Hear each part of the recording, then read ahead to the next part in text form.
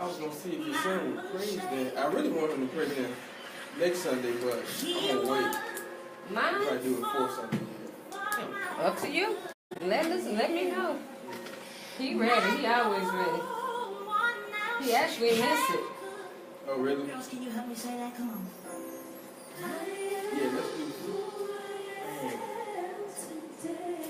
Everything that I went through, So much better. everything that you're going through, you have to understand that it is a test or a testimony.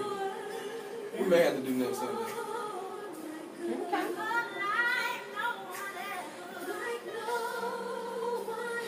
Yeah, let's do next Sunday. I'll let him know. All right, let's get started on invites. If you know that you've been through some things in this room, while you're going through some things right now, you ought to just lift up your hands. I got one more day in November for the 26th open. I'm about to go and finish scheduling for the rest of the year.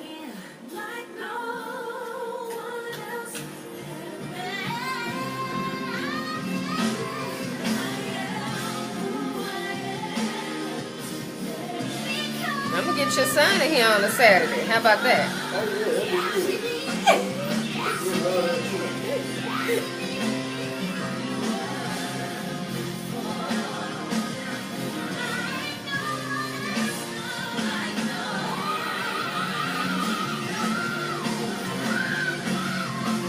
Good morning, everybody. Thank y'all so much for logging in. Y'all see me looking as always. I'm sending out my invites for the morning.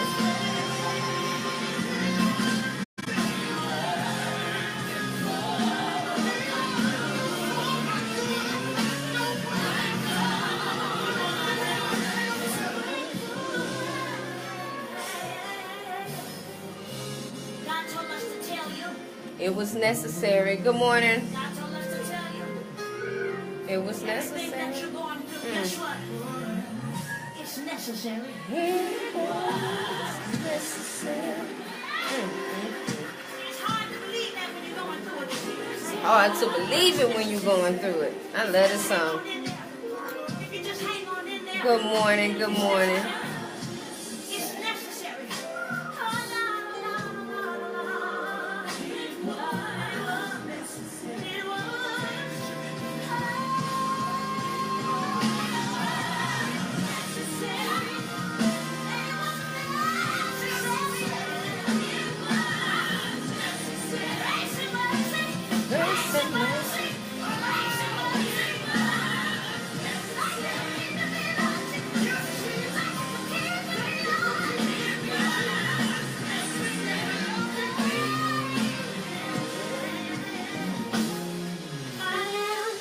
That's one of the best vocals in the world. Fantasia? Oh, I fight about that all the time. Look, I got you some water that's not Okay. cold. Oh, perfect, perfect. That's like, no, should I put? You don't like cold water. Because God used every one of my mistakes.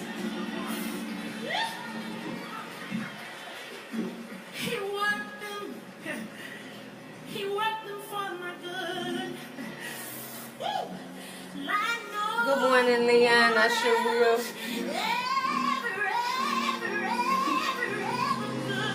Good morning, Kenta. I missed you earlier. Good morning, everybody. Thank y'all so much for logging in this morning. I got that text message. I was like, yay! You know, the kids with their dad in Cheyenne, Louisiana. Oh, so he will be today? Yeah. Let me go. I let Keisha right out. It's free time. Come on now. That I'm not used to.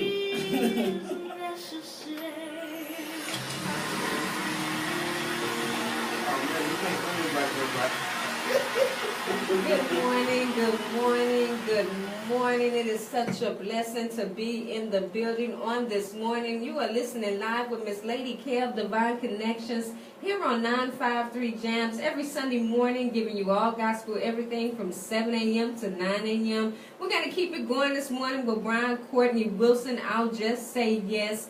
And I know you're super excited. In just a few minutes, I have Pastor Smedley back in the building. And one of my best friends, Sister Porche Malveaux, is one of my special guests on this morning and going to be co-hosting on today. She just found that out just right at this very moment. We're going to keep it locked in. Do me a favor. I need you to wake somebody up on this Sunday morning. Get them up. This may be the only church that they receive on the day.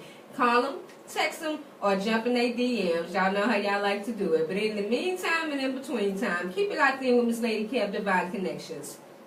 Here on 953 Jams, you'll be with me until 9 a.m. this morning. Brian Courtney, I'll just say yes. Ooh. I love doing this, and you're going to like doing it too. You got to pull a microphone to you. Yes, ma'am. You sound like you've been doing this for years. Yeah. That is true. Nowhere near it. Almost though. Look, February make a year, right? I got my little tablet, y'all. February 12th was my first interview. Wow, it doesn't even seem like It went by so quick. Yeah, yeah, it is. It went by so quick. I'm not afraid of what it means for me. Good morning, Ronnie. Hi, Natasha. Oh, Jess, good morning. Say hi to everybody. Porche! Oh, that's good. So I'll be able to see you both. Yeah! We're going to have some fun in here today. So he was saying he wanted to touch on relationships. Okay. I know, right? I can do that topic. Super excited. Read your question. What do you got? Yes,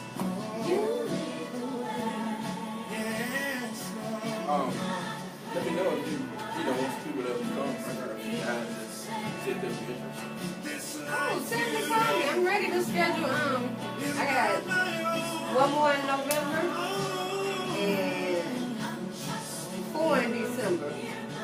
I'm not gonna do New Year's Eve. Yeah. What's happening at church for New Year's? We do, well, we don't really call it watch night because we don't go all the way to midnight. We do like a, Y'all don't do the countdown? no, Because people want to be at Good morning, Nyla. That's not Keisha, good morning. People want to do what? be at home before they come. Remember last Sunday we didn't do the countdown at 1 o'clock in the morning? I was like, oh yeah, the reason why we here. Yeah. We ended up not doing the countdown. I think I got home at what? 3 o'clock in the morning that Sunday? We was at church. Yeah. I talked him into doing this watch night and had all the pastors preaching. It was good. It was good. like 7 or 9. We got a message on Facebook from Miss Keisha. Oh, what did she say? She say, "Hey, Pastor, you want me to hear this relationship message, huh?" Yes, you do. I sure Look, do. here you go. I sure do. Hey, Kenyatta, baby. How y'all invite the people? You know, it's not me. So, go on my, yeah, he'll show you. Oh, so go to the post? No, go to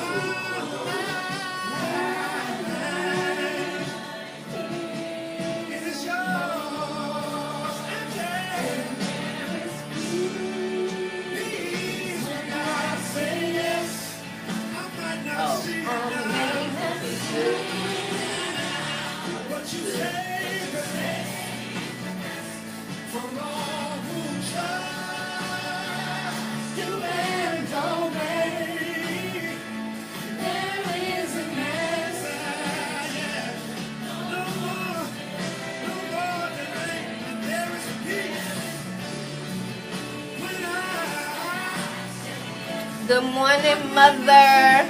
Christina, good morning. Ooh, I love how everybody get up so early. I'm so blessed. Porche, I have to come to church next Sunday too. DJ will be mine. I'm thinking about getting him his little outfits now instead of his black. Oh, for real? He upgraded? Put him on that fashion style. Not yet. Oh. Still gonna have on his black and his white glove. Oh, Like yeah. I've been working on trying to get me a car for the past weekend. I was like, well, it doesn't show that my car paid off yet. So every finance company won't send Tanner to say, okay, it's done. Yeah. It's not. You It's know? gonna take a while. Yeah, but I don't have to worry. How long did they say We it's driving into 300 all of us. For real? I turned my car in Friday actually, and I was like, ugh. But I had to, they sent me over, State Farm sent me over a power of attorney to sign so they could release the check. The good thing I found out just yesterday, Friday, was that Santander, I bought my gap insurance through my finance company, so they already started the gap process as well. Yeah. You know what kind of car you got? Huh? Okay. I'm just trying to get a car at this point. I know that's right. Harrison, good morning. Mama say, hey, my Portia. Hey, boo. Hey, boo. I got my girl in here. We're going to do our very best, Keisha, to fill you up this morning. I always say this may be the only church some people get, so we want to bless everybody as much as we can this morning. I think I put this jacket back on. No, it's not. It's not cool in here. Tell Miss Cheryl she needs to say, hey, Pastor as well. Ooh, hold on. Mama. Hey, Cheryl. You're supposed to say, hey, Pastor, too. Mama, you in trouble. Hey, Devine, thank you for logging in. Mama. So don't start nerves this morning. He said you better say, hey, Pastor. Good morning, Keisha.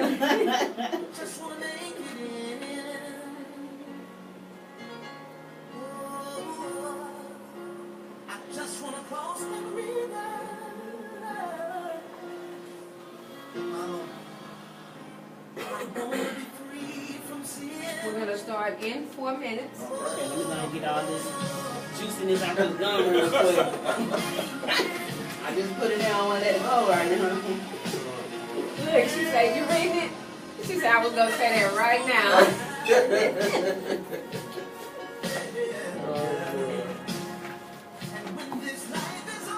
Man, it's hard to get it. Yeah, I do. Yeah, everybody. Just about. I'm not even midway through this. I want to hear you say. Who want to hear him, God say, well done? Hey.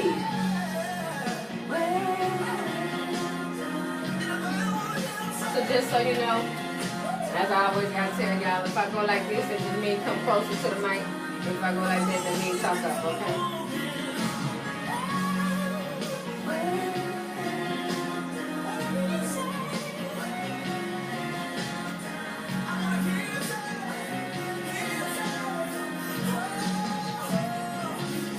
Come on in.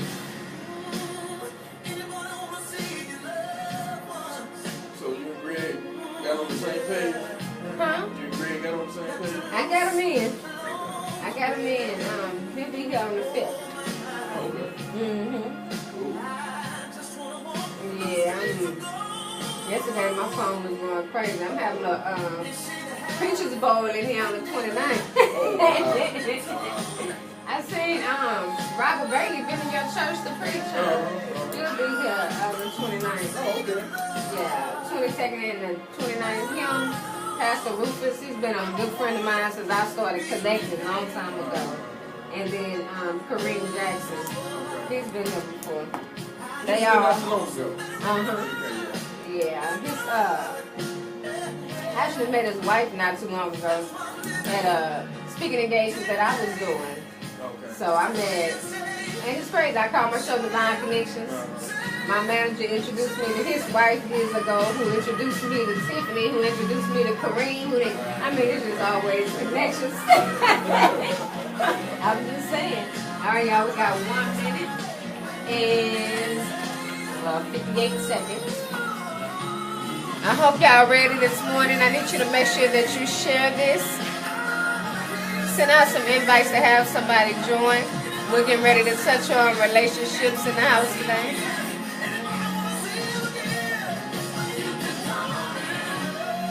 And I've never used that mic, so I'm going to just turn them on. I don't know which one is which.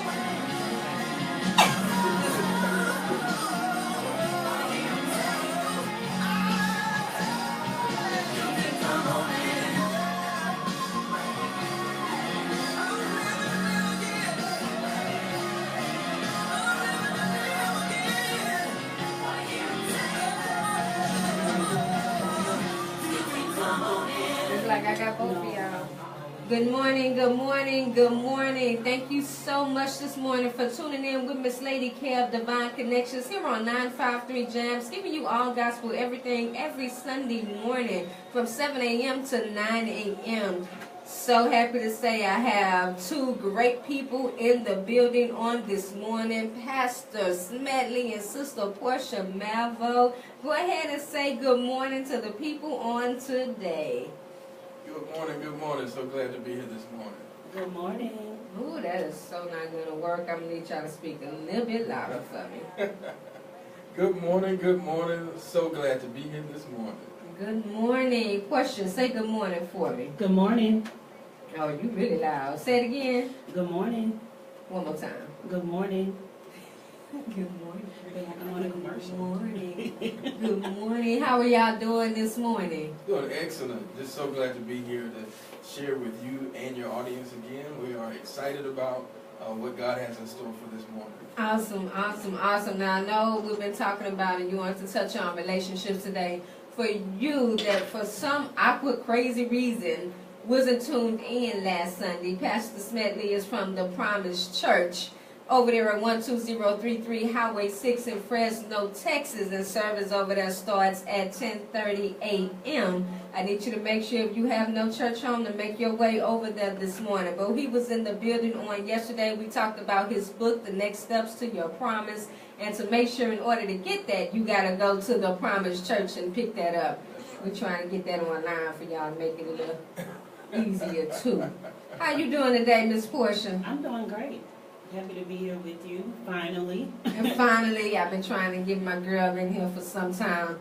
Y'all don't know, but those of y'all that follow me on Facebook at Keisha M. Lee, we got the talk show, The Thought Process. Divine Connection presents The Thought Process. And she's not in front of the camera, but she is always behind it, man. She's always one step. I remember having to look for a location, and she was calling me. I got 6. Get in the car. We going look. Truly made some divine connections over this year. I just met her, Last year. Oh, end of last year. Near the end of last year at the church I was attending, met her. And even though I've changed churches and found a new pastor. Amen. You know, God sometimes will move you when it's time to be moved. Right. I think He'll put you in places. Put me in a place to meet one person. Ain't that something? I'm just saying. So let's jump right on into it. Let's see what Pastor got to say about relationships on this morning. Well, I think that this day and time, we can see that the family, especially the African American family, is under attack. And I think it is very important that we learn how to approach our relationships with the right tools, the right mindset, with the right expectations, so that we can begin to win this battle that Satan has launched on the African American family. Okay, all righty. You want to add anything to that portion? Yes, I feel like there's not enough examples and there's not enough guidance on the proper way to go about having your family. Right. Or how to be in a relationship not only with your husband but also with your kids and keeping that balance. Okay, and able to keep that balance. Right. How important is it? I know I want to do this later on, but I think it's really important to ask that question to make sure that God is the foundation of your relationships. Well, definitely God is the most important part of a relationship. God takes relationships so serious that we oftentimes say in weddings that He chose a wedding to perform His first miracle, where He turned the water into wine. And so when we see that Jesus shows up at a wedding, it indicates to us that family is important. And before God created a nation, he created a family. And everything that we see today is a derivative of the family that God created. And so God has to be the center. And when times are hard and times are rough, there's not a lot of support that you have except for being able to go to God. Right. And when I'm counseling couples who are going through a real tough time, I tell them that if they take the next 30 days and pray together, they'll see things change miraculously. So you say 30 days. Yes. 30 days of prayer. Pastor say y'all need to take some 30 days of prayer and see some changes, but you have to pray for real. That's right. You got to pray for real. Portia, you had said that there's not enough examples in this day and age. What do you mean by that? What I mean, like in the public, for instance, such as like on TV, also you don't see it going out. A lot of families are separated. You know, like say for instance, one parent might go to this child's game, another parent might go to that child's game, or you know, either one at work, one not at work, one has to go to the store with the kids and things like that. Especially with me and my husband, when we go out to eat, people look at us like, whoa, that's the whole family, like the mama, the wife, and the kids. I know that's right. And, That's true. Even when I go out, that's not something you see all the time. So that's what I mean by examples. Right. That's good. Now, I remember my very first time preaching when I got ordained. I was talking about women, it's time to get in formation. And one of the things I said is that you attract who you are. So when you see relationships and you see things going the wrong way, do you truly believe that you attract who you are, Pastor? Yes, you definitely attract who you are. I believe some people say like attracts like, meaning you attract people that are just like you. Right. So, I like that. But the problem is that people desire more than what they are willing to be themselves.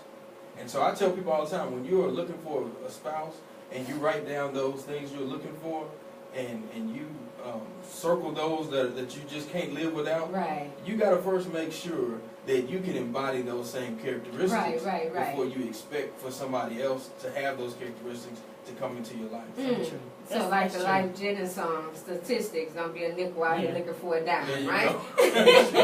I think it's because we are selfish and we always expect for these things to be done to us. But when it's time for us to dish it out, it's like, should I do it? Should I just be selfish just one time? And I think that if it's a balance of a give and take, it'll be much easier. If you always giving and the other spouse is always giving too, the balance will be even. Right. But sometimes we're human and we're selfish. Yeah. You know, you hear people all the time say relationships should be 50-50, but really relationships should be 100-100. Come on now, Yeah, go Where on, you give me my give everything confirmation. you That's can right. to that relationship. Even without the expectation of what the other person's going to do, because a lot of times you may feel like that there is an imbalance, that I'm giving so much and I'm not receiving anything in return.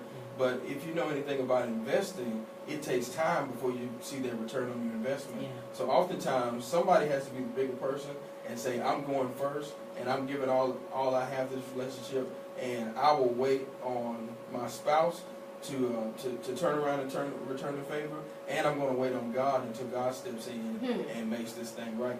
There's something called lag time whenever you're dieting and exercising, whenever you're trying to learn something new. There's something called lag time. When you go to the gym and start exercising and eating right, you won't see results right away. But there's lag time. And then all of a sudden you just look up and say, wow, my whole body is transformed, but it's because you were able to press through that lag time. And the relationships are the same way. You have to be able to remain faithful through that lag time. Well, let me ask you this, because I know some people, and it was even me at one point. I gave so much, and you give so much in your last relationship. You know, you give your 10, but you're giving it to a 5. So when you meet your 10, well, I'm not going to give him everything that I gave that last person, because when I did it before, I was taken advantage of, I was abused, I was used, I was cheated on. So why can't I make sure that you are who you say you are, as long as it takes for me to make sure you are who you say you are before I be that 10 that I believe that you have the potential to be? Well, here's the thing: if you're only gonna give 5, then you just can't expect 10 in return.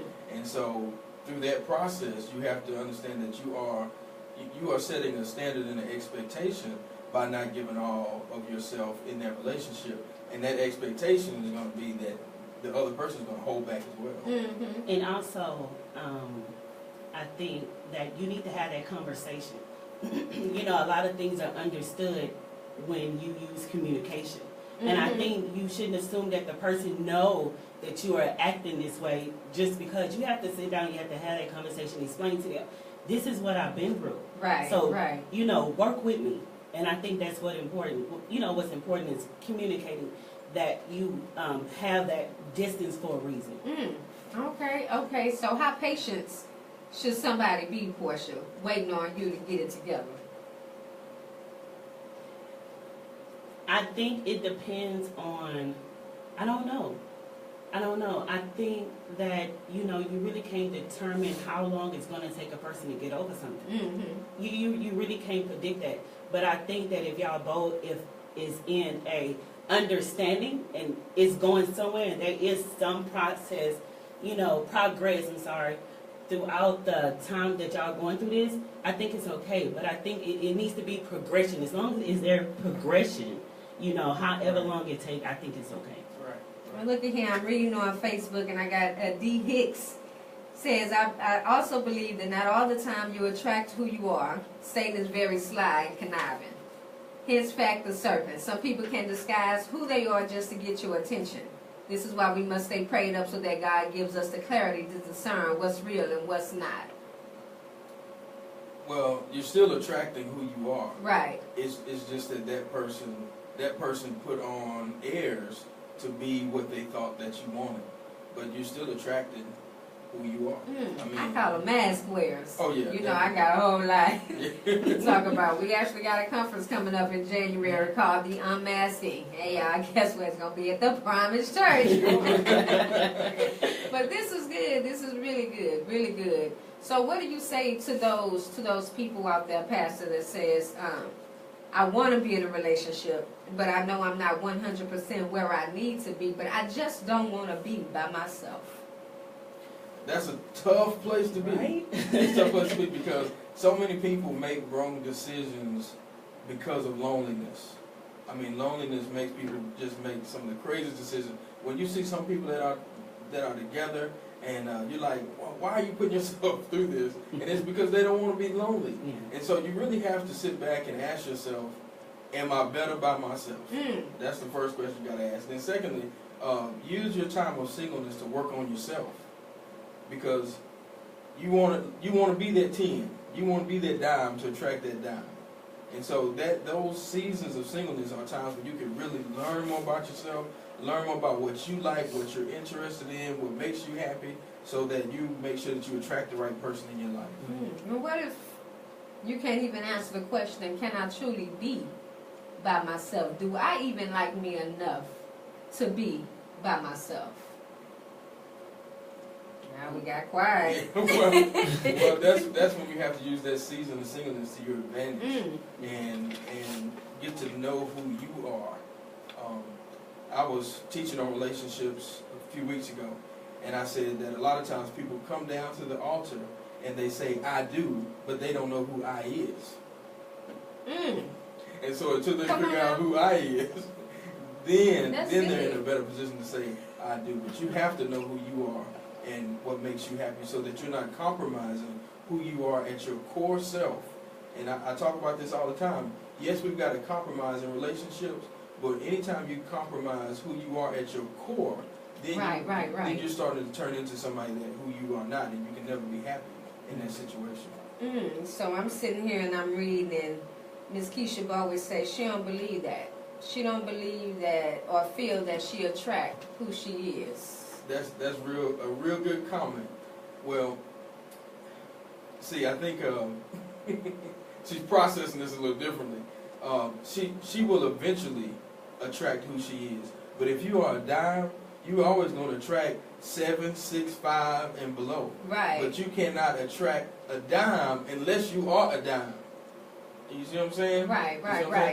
You don't want to connect with a dime unless you are a dime, but you'll attract everything that's beneath you. So when a 1 and 2 come up to you, you know, you just can't settle for that. Come you on you now. just don't want to settle That for that. discernment has Right. to take place. Exactly. That prayer life Exactly. has to take place, right?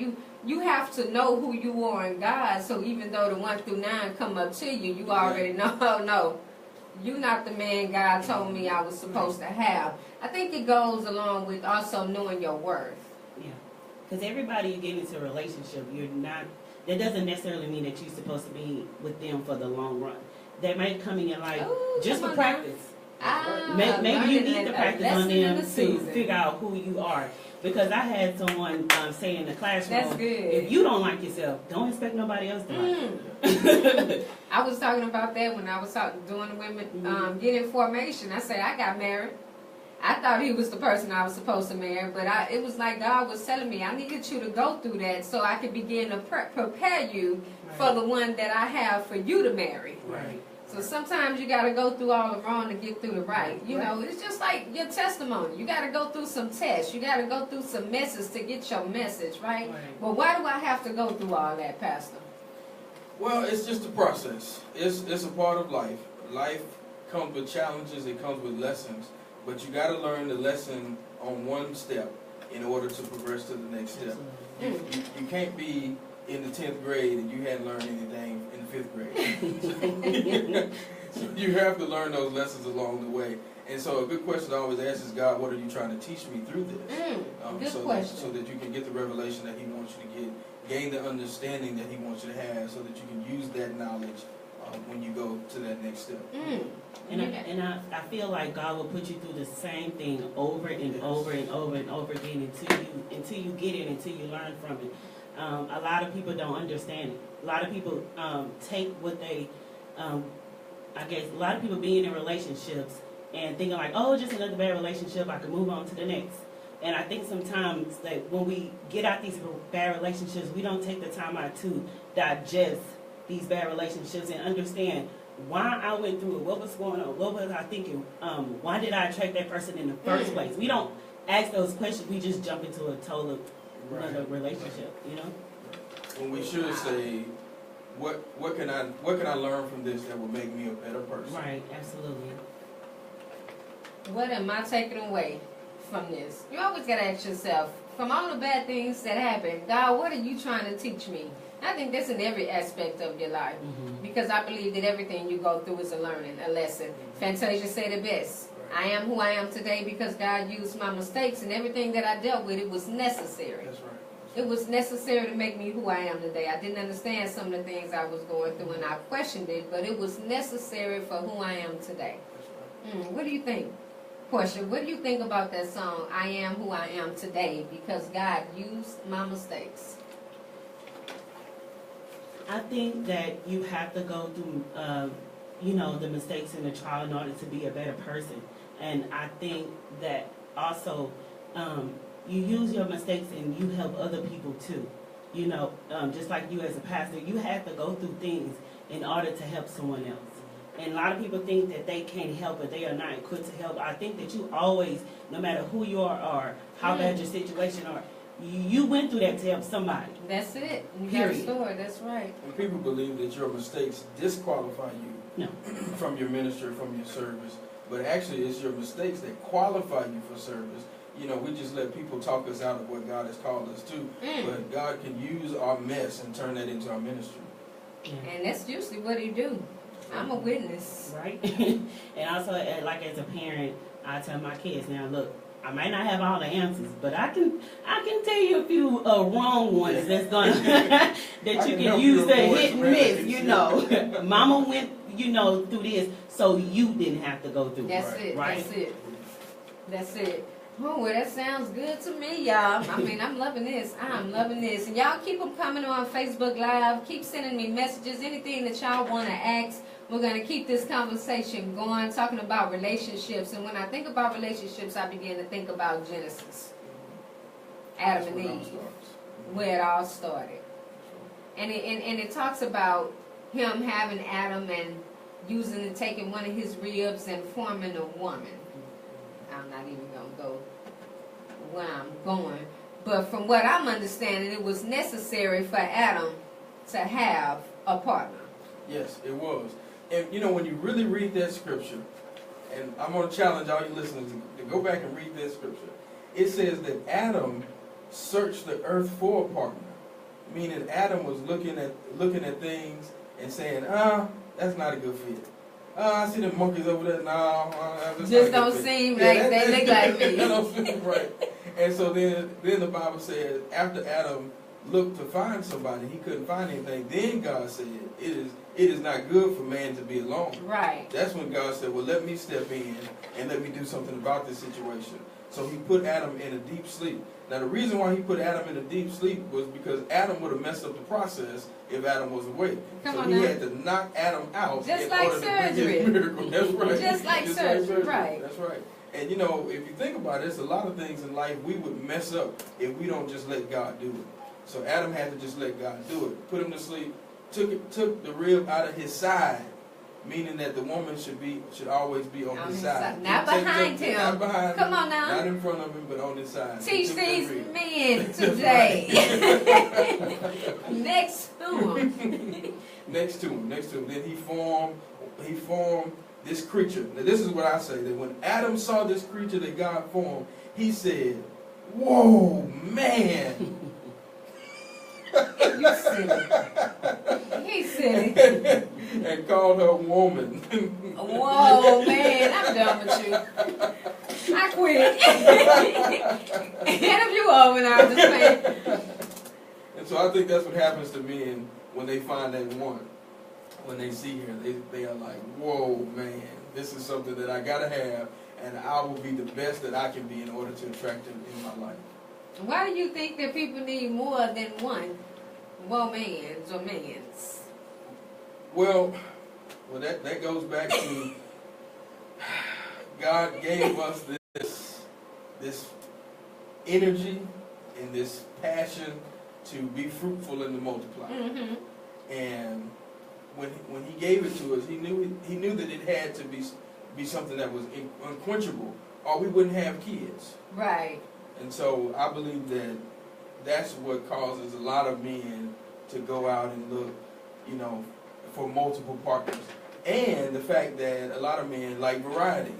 They like variety. So if you take him to an ice cream parlor, he may not always get the same flavor because he's interested in variety. Which is why you have to make sure that your relationships have variety in it, so that he doesn't have to leave the house to find that variety. And so, if a woman finds a man that is faithful to her and that loves her, she should consider herself absolutely blessed, because there are so many men who struggle in that area of their life, and they may really, really love their partner, really love their wife, really love their spouse, but they struggle so much in running from that temptation. What do you think about that? I can't speak for women. I don't know. I'm just saying. I'm a man. I can't speak for women, but I know they have the same kind of struggles. But Keisha Ford said that goes both ways. Well, I'm pretty sure it does. I'm pretty sure it does. You about to get ate up today. And my thing is, if a person's desire for variety is so high that one person can never feel that, then don't get married. And that's all I'm saying. Don't get married and give somebody the idea that you're going to be faithful when you know that that's an impossibility for you, and it's impossible for some people. What you think? I'm listening. So I'm sorry. I want to take it back. Okay, I have come a on question. back. When we were talking about giving, each other, the 100%. Who is it that you think should give first? Because back in the old days, it's the man that had to show the willingness of the relationship. Then the women come along. So who do you think, like now in this day and age, who should start off with the giving? All right now. Well, I think that's that would be different for each individual relationship. I believe that the person who is the most mature should be the one to give first. But I would never ask, am I going to wait on my partner to give? I would always want to be the first one to move first. Because if we get into, well, I'm just gonna wait until my partner does X, Y, and Z, then I mean, you may be in that, you may be stuck for a long time because they may not, yeah. And I think what it boils down to is that people have different love languages, and a lot of times the person I you're like in a that, the love relationship with, languages. the person you're in a relationship with is trying to communicate love to you, but they're doing it in a language that you don't quite understand, and they may be doing it in a way that doesn't actually fulfill you. Here's the challenge that a lot of relationships have. That a woman, her love language may be words of encouragement, and she may need to hear "I love you," and she may need to hear about how great she is and be appreciated through verbal affirmation. But the man may have been conditioned to believe that her love language is gifts. And so he may be coming home with a lot of gifts. He may be saying, well, I'm paying the bills. He may be saying, well, you did get that new car, you got some new shoes. And she's saying, yeah, I appreciate all that, but you're talking love to me in a language that I don't understand.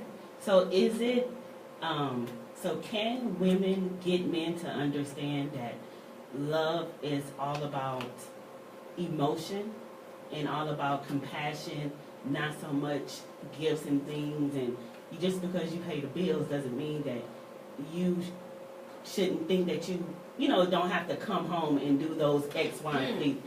Can a man learn that? Does it take us to learn it? Or is that something that they should have learned throughout the course of I guess like from a mom, from childhood or throughout the course of a relationship? Is it our job as their spouse to teach them that, or should they already have learned that? Well, here's one thing that you have to understand about men.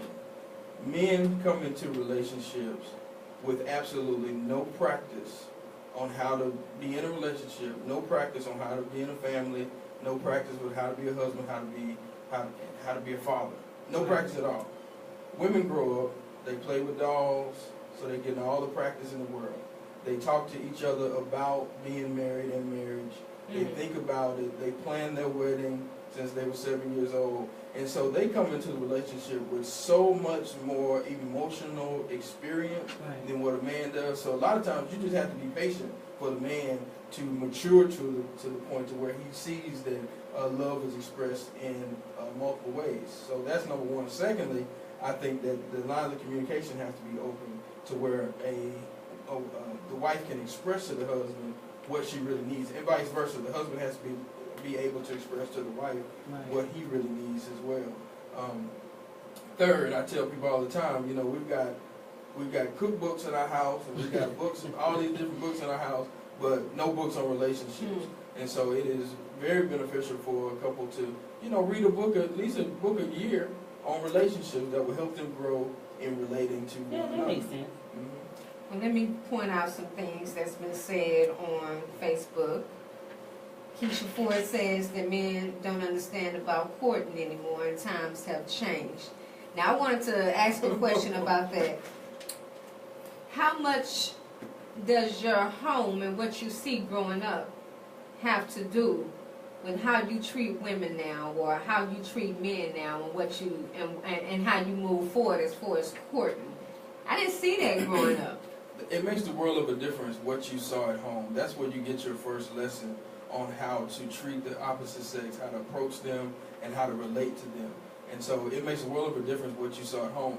However, a bad home life is still no excuse for not becoming a better person.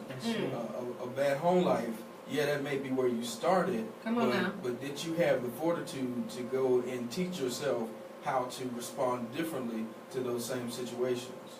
And so, yeah, home life plays a big role. And so a lot of times what people have to do is be honest and ask yourself honestly, if this person was not raised right, do I want to go through the process of seeing them mature to who they could be? Right. Or do I just want to find somebody who has a better foundation? Right. Who sang that song, Can't Raise a Man? Who was that? Keisha Cole, I think. She said, Can't raise a man. That's right. You can't raise them. If you're already grown and it didn't happen, you're not going to be able to raise them. But, yeah, I'm a firm believer that, the way you grow up can you can make a decision, I'm going to be like that, or I'm going to make sure I'm nothing like that. Yeah, and that's the situation that I feel like I was in.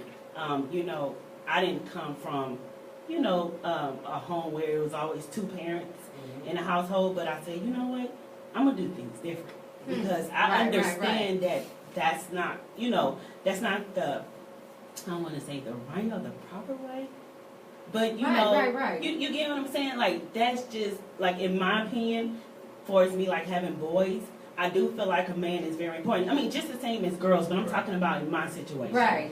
I can't teach them certain things. That's you know, and I feel like a man needs to be there as an example every day, not just some days. You know? I think the first day the child should go on, the little girl should go on, is with their daddy. Right. Absolutely. And I think, you know, in a relationship, for us, like parents and child, the dad would teach son and daughter certain things, and also the mom would teach the son and daughter certain things that they need throughout the course of their life, and also to be able to understand what relationships are, because children learn relationships from their parents and how their parents react, you know, to each other and also to other people. You know. Let me comment on that. But right, first, go ahead. I think people are being helped so much.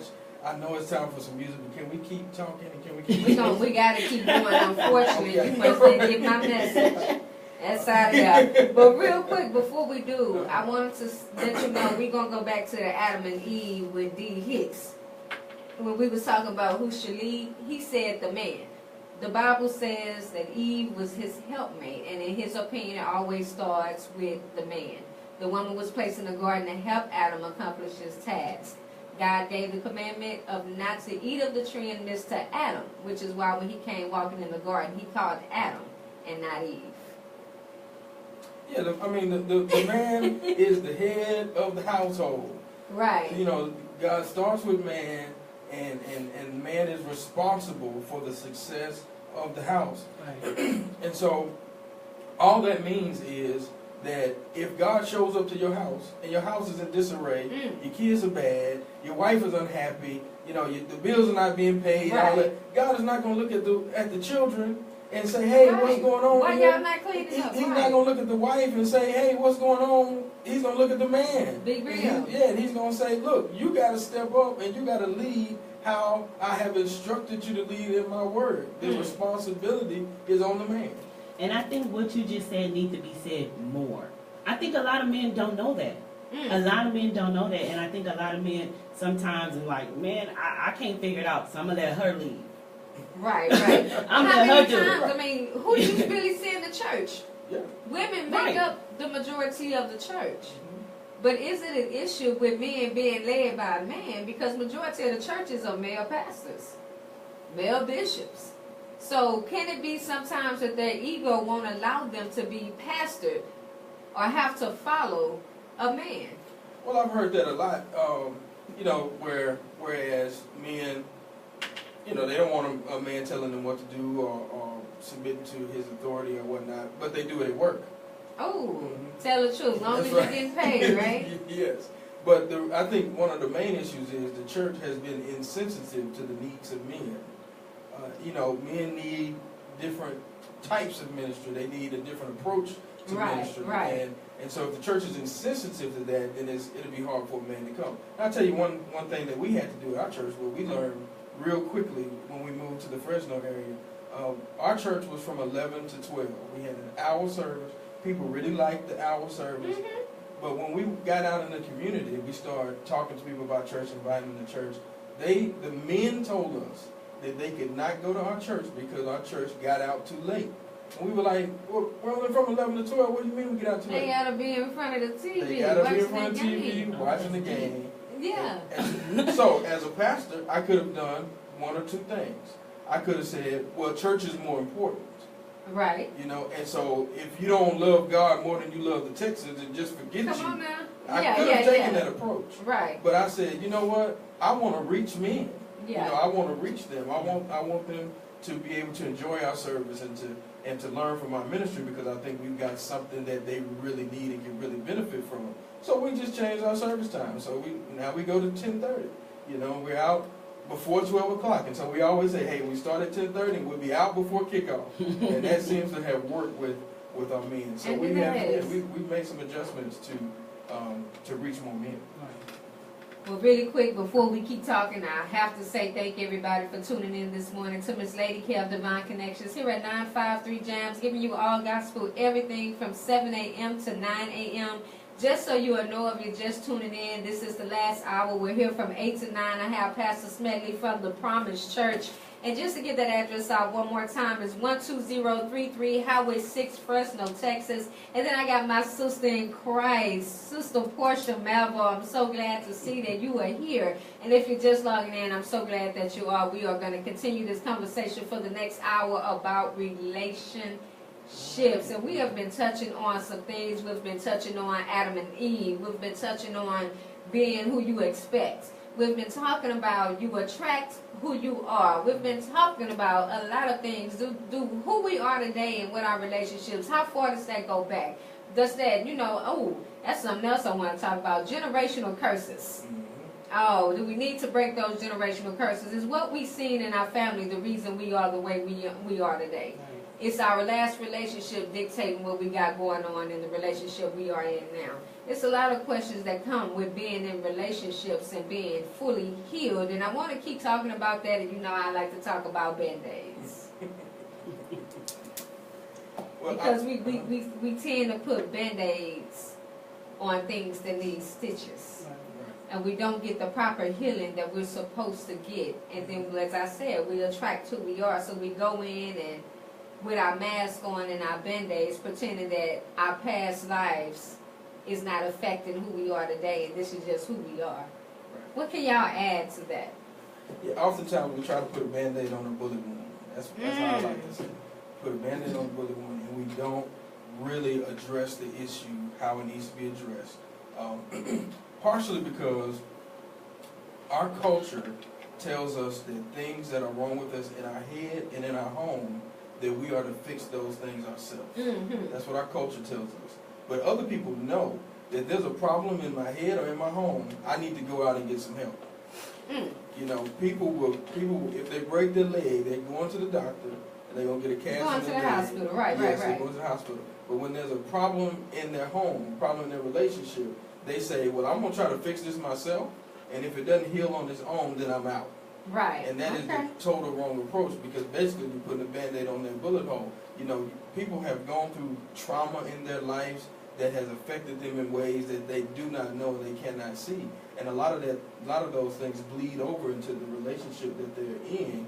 And, it's affecting them in ways that they just can't tell. So it is vitally important that they go get some real professional help. And let me say this, when you go to talk to your pastor about your marriage, you only need to talk to your pastor 1 or 2 times about your marriage, because most pastors are not trained in relationship and marital counseling. They can give you all the scriptures that will help you understand how God is involved and understand what God's expectations are, but they are not professionally trained in marriages, family, and relationships. So after your 1 or 2 sessions with your pastor, you need to go and get some professional help. Professional. Let me ask you a question, because I know I've been a single parent with 3 kids. Right. You've been a single parent. Being a single parent right now makes us really strong, especially when we have to do things on our own. Right. How difficult is it?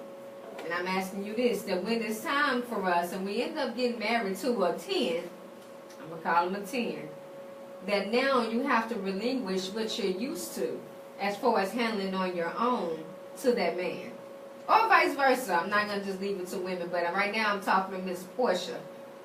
It's very hard, especially like for me, I was very independent. And I left my mom's house at 19. So I was so used to doing things on my own, and I was so used to being the provider and to say so in my house, to have a man that come and say, I don't like it, this gonna change, and it's like, okay, who are you again? Right. And why you want to change it? It's been working for me. It's been working for me. So why not change it? Right. So I get it. It was hard because you give the man that's coming to your life expectation. If he don't meet this, then he's not for me.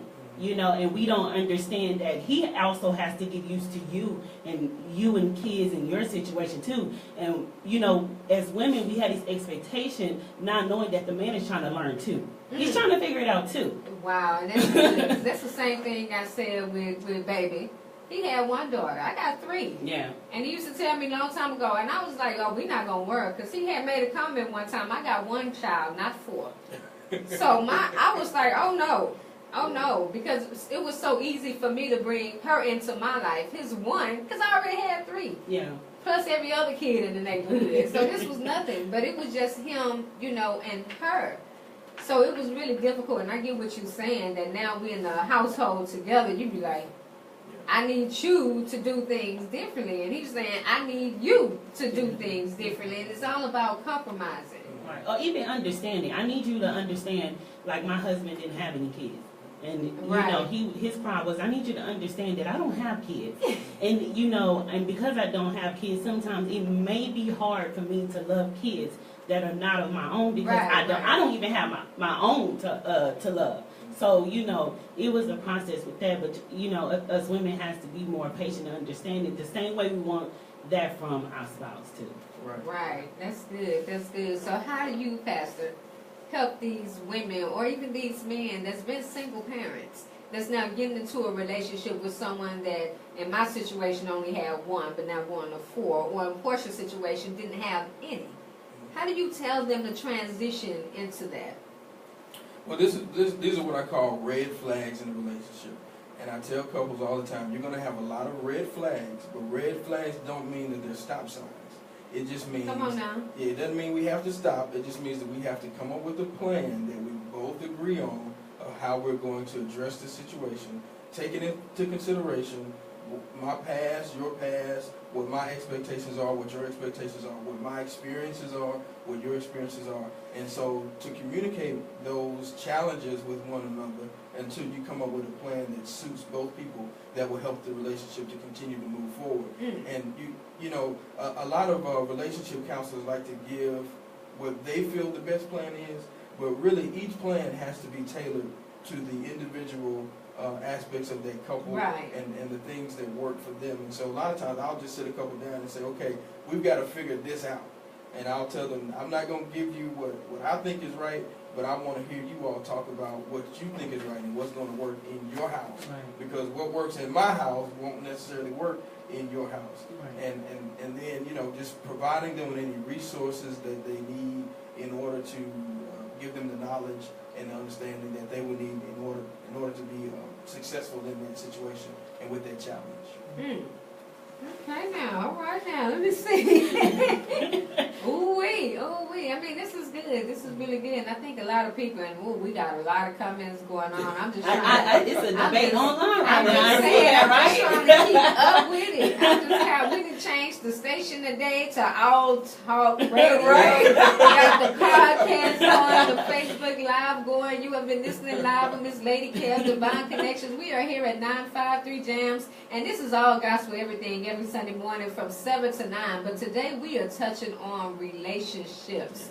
Why not use your platform to help somebody? We talked about Adam and Eve, and we talked about growing. We even talked about Band-Aids over the bullet holes. You know, we talked about you have to go to the hospital to have surgery. That brings me to my next point. A lot of people want to know that God's a healer, but they don't never want to go through anything and never want to be sick. How do you know if he can mend your relationship if you never give it to him? Well, this is. I mean, my story is so funny because I know a lot about relationships. Spent a lot of time studying relationships, but it wasn't because I was such a great husband and my marriage was so great. Like, I had to study about relationships because we were struggling. You know, we had just had a child, and my wife had gone back to school, and I was pastoring, and so we were struggling. And on top of all of that, I started pastoring a church, and you know, people are coming to me needing relationship advice, and I'm giving them the scripture, but I'm not seeing it implemented in their house. And so I had to learn quickly about how to fix my own relationship and about what people are really going to take back home with them. I was counseling a couple, we were doing premarital counseling, they were about to get married, and I had a young lady who was outside of my door who was going through a divorce, and I had done premarital counseling with her, but she was going through a divorce. The relationship didn't make it, and so when I finished this session of premarital counseling, they were walking out. The lady who was going through the divorce, she told the couple that was walking out, she said, "Now what he says is good, but remember, you can't take him home with you."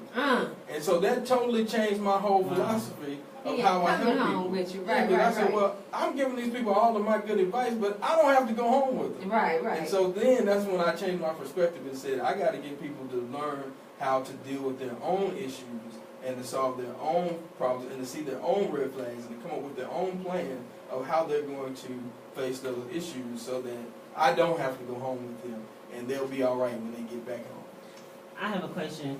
Do you think, like, for as like marriage counseling, do you think when couples go that they need that third person to communicate what the other person is saying? Do you think, most of counseling is, solely based on that they can't communicate, that they need someone else to step in, or they can't see they're wrong, that they need someone else to point it out? That's one part of it. That's one part of it. And that's very important. Because I've seen cases where the man and the woman, they're saying something, but the other partner is just not understanding. And so you come in, just change the word a little bit, right, or whatever, and the person automatically gets it.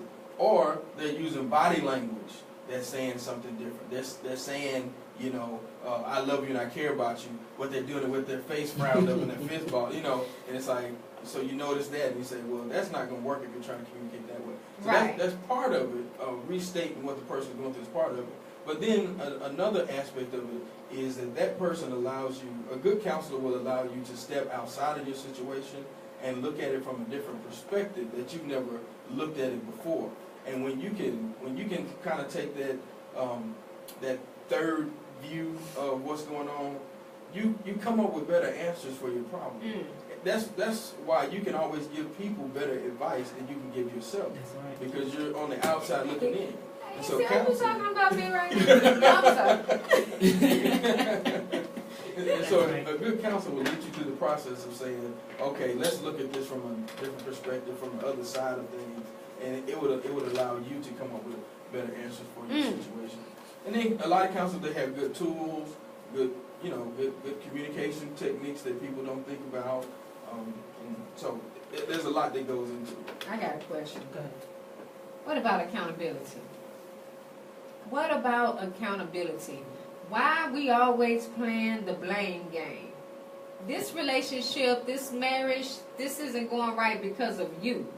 When do we take it upon ourselves to actually look in a mirror and say, instead of me trying to change him or her, how about I look at me and begin to change me? How about I begin to see my flaws and what I'm not doing, instead of thinking that everything I'm doing is right? I tell you something that's funny. About 90% of the time, when I have a couple come for counseling, the person who asks for counseling, that says, I need to take my spouse to get counseling, is really the person with the problem. Really? Yes. 90% of the time, they're the person with the problem. Come on now. And one of those problems normally is they don't know how to respond in challenging situations.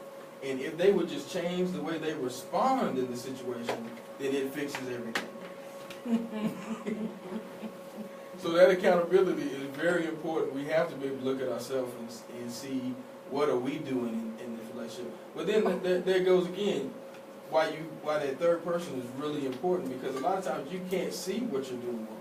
Right. You think you're doing everything right. You're doing everything that you know. So you need to have somebody else come in that knows a little more, that can add more to. So, I got some more Miss Facebook Regina on debates. Facebook. This is her question. Can someone counsel a couple on how marriage works when he has been married 4 times and his current marriage isn't working? I'm going to give an answer that she probably doesn't expect. Right. And I'm going to say, yes, that person can. If they know what they're doing as far as counseling is concerned. There's a lot of people who know what to say but can't do it in their own life. Here's a good example. when you look at a coach of a basketball team, especially a professional basketball team, Right. you have a person sitting on the sideline that's coaching people that can outplay them. If you look at Phil Jackson can't outplay Michael Jordan, but Phil Jackson is a better coach than Michael Jordan is, and it's because Phil Jackson is sitting on the sideline and he can see what Jordan cannot see. Right. And so you have to make sure that no matter what the counselor's life looks like, that they can see something that you can't see, and that they are adding value to you every time you're sitting down talking to them. If they're not adding any value, then you don't just take what they are saying as the gospel just because they have the label as a marriage counselor, if they're not adding any value. But somebody in a jacked up situation can really help you. Can a sick doctor prescribe you the right medicine? Yes, they can. So I'm just curious, if you can fix me, why you can't fix you? Well, it's simple, because that counselor may need to go get counseling himself. That's something I've seen. There's a lot of psychiatrists and things like that they counsel people all the time, and then you hear about them killing themselves, and their home life is going crazy, but they can help all kind of people. Yeah. I mean, it's like this scripture where it says it was on Judgment Day, and the people said, Lord, Lord, we prophesied in your name, we did all of these things in your name, and God tells them, depart from me, you worker of iniquity, I never knew you. And it goes to show you that they led all those people to Christ, they spread the gospel, all those things, but they were not right within themselves and weren't right with their own relationship with God. And many of us would agree with the fact that we always give people better advice than we want to take ourselves. I could tell somebody how to be skinny and in shape. I can tell you exactly what to do. He a mess. I can't deal with him. If I was to seek out counseling, and this is just personally me, I'd rather have a counselor that don't know that much about us, so they won't take sides.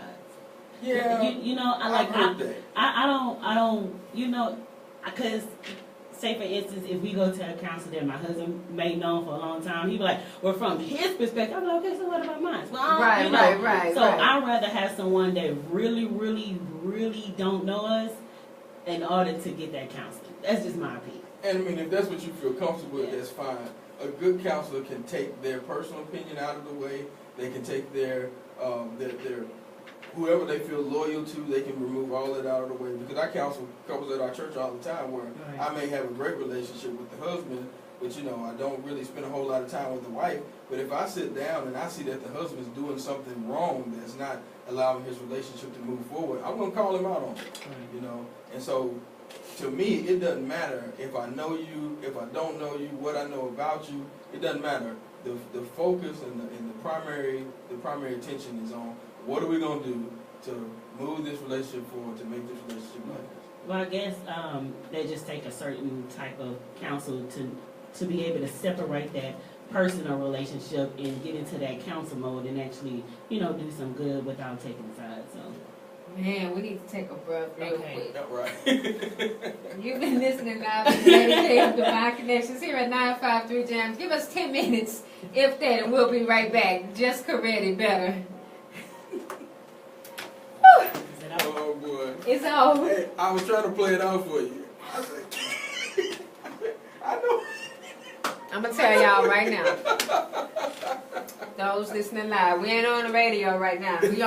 We on Keisha page. The computer went down. We had no music. What do you mean? Oh my God. And so she sent me a message. I said I want to. Yeah, she said the computer's down with having music. So I was gonna play it off, right? Yeah. So I'm like, hey, this is so good. We don't need any music right now. We're gonna keep playing. I love it. I got your back. Oh my God. I was like, what is going on? I said, I can't deal with life right now. Oh my It's goodness. like no music needed on this end. Right. Ooh. I said, we're going to take a breath just a minute. I said, all right, let me see how many times I got to restart this. Man, this song was the first song DJ ever mind danced to. Oh wow. And when I tell you, I cried all the way through it. Shit, he had never done it. And he said, we just gonna do it. Somebody said we didn't need no music. I hear you. D, quit acting up. We gotta play a little bit, just a little bit. This is good though. That's my topic. Relationships, that's my topic. Oh, I can talk about that all day long. That's good. This is good. I came on the right day. You know, right? I'm I'm trying to.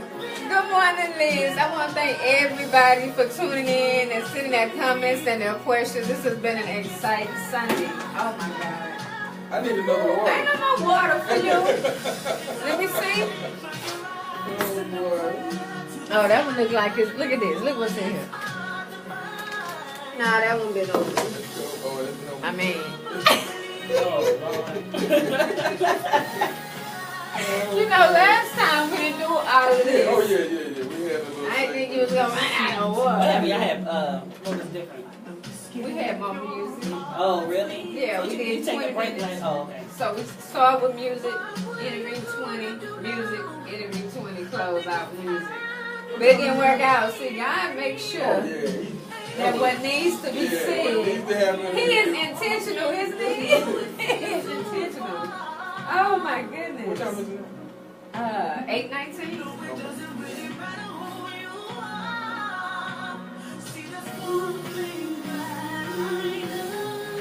Hey, life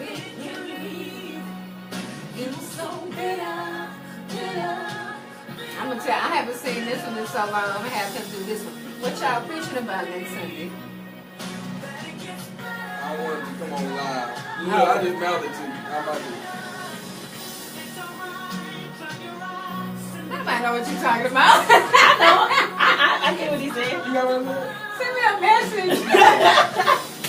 I tell everybody. You know why I'm at? That's why I was saying I want to wait till 4th Sunday so I can. That's all right. We just gonna wait till 4th Sunday. But you know, they'll be live and all that stuff, so I'll get to Say, I always do the talk show with Keisha. Okay. I'm the camera person. Oh, all right. Yeah. I'm behind the scenes. That's baby right there. And when we met, we was not expecting to have this type of relationship. It's crazy the way we met, but you can tell that it was meant for us. You know what I'm saying? Oh yeah. Everybody probably not happy about it, but There's so many people that's chiming in that I invited. you're so bitter, bitter, bitter, bitter. When you must believe. Life can leave you bitter, but if you just believe, it gets better. Ooh, believe me, I know. Oh my God, it's the problem because when you're dealing with so much, you don't think it's gonna get better because all you can see is what's happening at this very moment. Ooh. It's so funny when I first wrote my book, I know who my daddy is. People was at my job reading, they was like, what? Keisha, you did that? You went through that? And it's crazy. Because you see me now, I would say, you see my glory, but you don't know my story. You don't know how I got to where I am. And it makes a huge difference, even in relationships. Baby, I'm not happy with you. I'm not. Tell me. I'm glad I messed up your day. Yeah, this is actually, I was having a wonderful, wonderful Sunday morning. We still gonna do it though. We're gonna be. This is my testimony, everybody. We're gonna do 2 more songs. This one and Andrew Johnson, Better Days, and we're gonna get back on and then close the show out. The same thing for you. Don't worry about your haters. Your haters can't do nothing with you. Don't worry about your haters. They can't do nothing with you.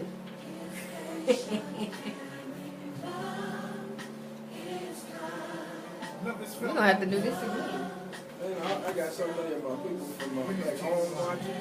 Good. They need to come on out here and come visit the church. I had my share of love abuse. Manipulated. And his strength. Misused.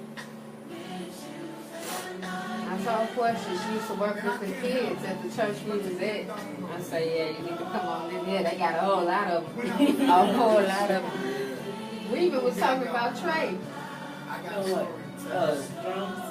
Man, that is like his passion to do that. You know, he really, like, even when he started at the other church, he even told the pastor, you don't even have to pay me. I do this because I want it. It's your shouting song, Mama. It's not even about the money. Come on, D. I want to meet you too. And you know, ever since we left the church, he's been trying to find, you know, something else. He's a very laid-back person. He likes order and pieces. Right. You know what I'm saying?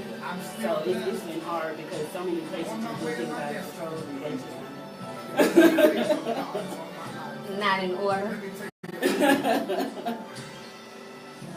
In decency and in order. in Louisiana, he used to play for 2 churches. So that's how he started. So when he moved to Houston, We have one more song for y'all, then we're gonna finish up on relationships. he used to play for like 1 church. Thank y'all so much for logging in this morning. But Taking I a know quick he's been break. looking ever since. I told my mom, I'm just gonna buy him a drum set. Play in the garage. Get that out. Get him a drum Yeah, set. because this, you know, some things, you know, woosah person, and I think music really. And I still came out on the winning side. I don't know about you, but I know that he favored me. Chris White is watching. Give him a shout out. Chris White. Yeah. Hey, Chris. He's a personal trainer. Good morning, He's a Robbie. personal chef. I A think he got personal a book trainer. out. A Yeah. personal chef. Because great is he that is in me than he that's in the world. That's what they did. That's what they did. They told a whole lot of lies. Got But faith God in me. favored me. My integrity. My integrity. My faith in God will not. Will not. It won't compromise. God favored me. I love this part of the song. And prosperity. I even spoke health. He favored me. They whisper, They whispered about me. conspire. They conspired told against their me. lies, They Portia. told a whole lot of lies on me. But God favored me. My character, integrity. my faith in God, He favored me. It will not fall. Not gonna bend. Won't compromise. I speak prosperity. And I speak health. You gotta speak over yourself. Ooh, that's good. Sharonda from Tennessee is logged in. But God favored me. My character, my integrity, everything was in question. But He favored me. My classmate Herman Powell just logged in. Herman, I love you, man. I think after this 3 minutes, we're gonna go back on. I'm gonna do 8:30 to 8:50. We're gonna get off at 8:50 and take out some pictures. Of course, you get to sign them all today. He signed already. You don't have no room. And then I didn't even understand what he signed anyway. I got him. My wife just I logged see it. in.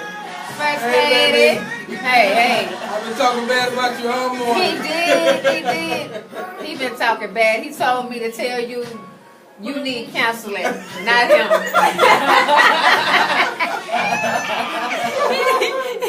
He told me to tell you that he gonna counsel you and make you better, girl.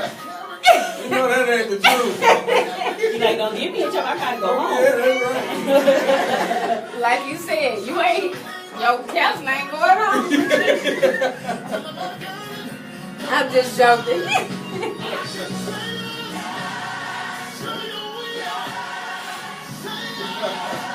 That's too funny. She said you better not. It's about to go down. No, it's too funny.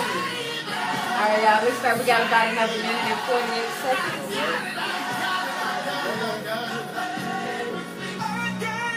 I put the wrong glasses on this thing. Can't see? I can see the name match. Hey, I'll be happy to tell you why. Hey, when friends say goodbye, fake friends. Someday the well was dry, but I had the same reply. Even want to bring me down inside. Hey, he said, oh, you see what they put it? He said he enjoyed the session, Army duty calls, he have to go. He have a special request, keep the Bible Way Baptist Church in Corpus Christi, Texas, and prayer of the pastor and founder pastor today. Oh, wow.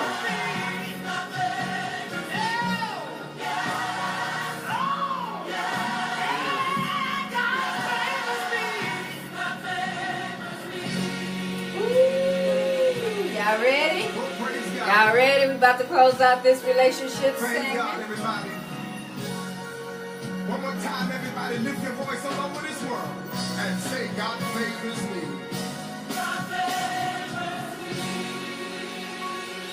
Hey, hey, hey, this is Miss Lady K. Well, I sounded like Fat Albert when I said it. All right, let me start over. Thank y'all so much for tuning in. Thank y'all so much for tuning in this morning with Miss Lady K of Divine Connections here on 953 Jams, giving you all gospel everything from 7 a.m. to 9 a.m. I'm super excited. I'm still excited. I mean, we have had an awesome conversation in here today. I got Pastor Smedley from the Promise Church right here in Fresno, Texas, and my sister in Christ, one of my best friends. I gotta say one of, because people be getting in their feelings. Sister Porche Malveaux in the building, and again, we've been talking about relationships, and we're gonna keep the conversation going for the next 20 minutes. I hope y'all are prepared. If y'all are watching on Facebook Live, send your questions, your comments, so I can read them live, and we can answer any questions that you may have. We got the relationship counselor in the building. I feel like I can be a counselor because, you know, I've been in a lot of relationships. I've been divorced twice. I'm just saying, but it wasn't my fault. Well, they're not here to tell the other side of the story. Yes, it's only one side. It's only one side. It's only my side. I don't know about nobody else's side. So, what is going on? Pastor Smedley, here of the Promise Church, Sister Porche Malveaux, what do y'all have to say about these relationships and these failed relationships and why they're failing right now? What is going on with these marriages? I think as of right now, the percentage of marriages that end in divorce is so much higher. And just from my experience, you know, I haven't made it past 3 years, you know. So what's going on now? The people don't fight like they supposed to, or is it because they shouldn't have been married in the first place?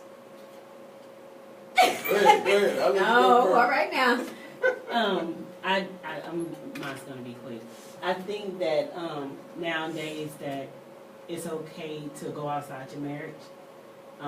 People think it's okay. Yeah, people think it's okay. It's been displayed too much publicly that it is okay. And so, you know, usually, you know, back in the day, people had a lot to say about it. Now it's just like a normal conversation. Right. Or a normal thing. Normal thing to do. And, you know, it's not right by any means. And I think a lot of people don't understand how long it takes the other person to heal. Mm. And I think that's just a misunderstanding. And so people get impatient and then they leave. Right. Well, yes, that is true. The reason why divorce is so high now is because there was a change in the law years ago that said you can divorce for irreconcilable differences. Yep, that's right. And when they changed that law, what that meant was people who were just not happy in their relationship anymore could go file for divorce without any proof that the marital contract had actually been broken. And so that's why divorce is high, because we gave people an out. But if that out was not there, people would have no choice but to stay married and to figure it out. I'm confused. Well, I'm not confused. I just got a question. It's so easy to get married. Why is it so hard to get divorced?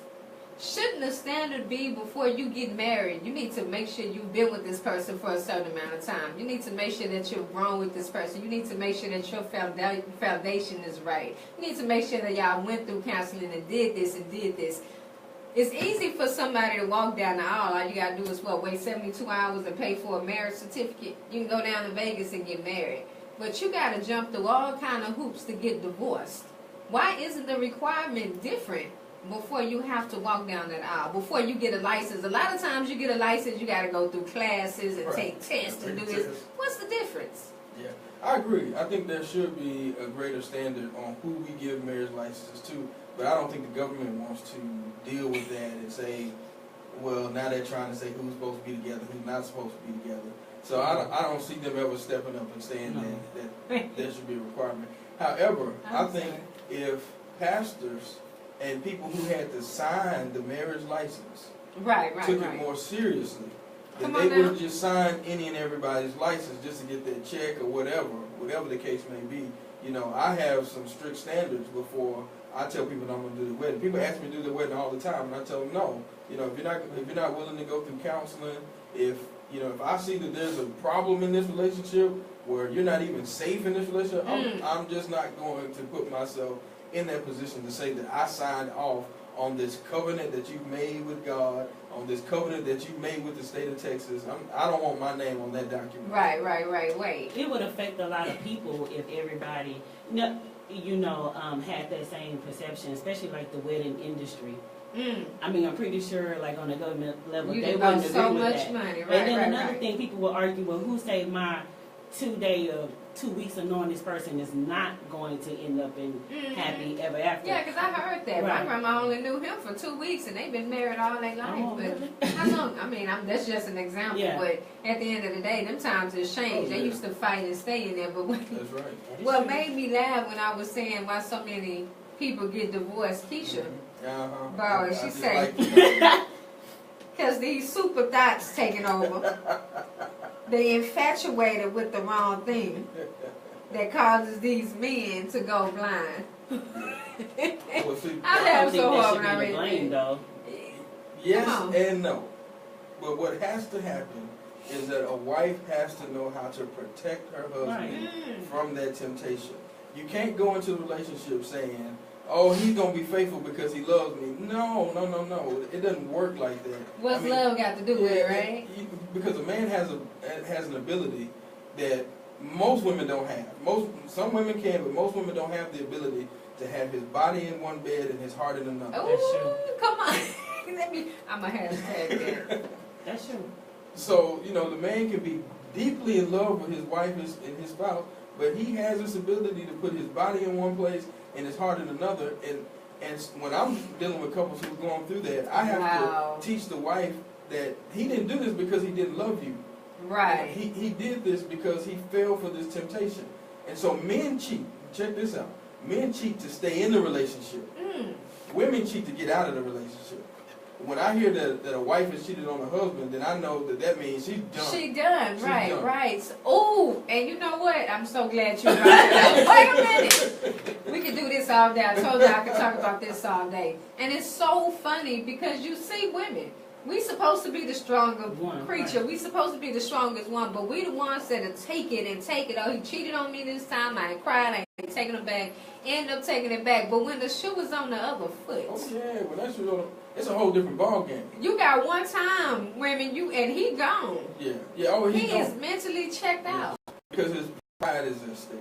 Right. His pride is at stake, and it's a lot of men can't recover from that. So are you saying that if a woman is cheated on, she is capable of getting over it before a man, he's not? I think in most cases I would say that's true. Now I know men who've gotten over that. And should you end it?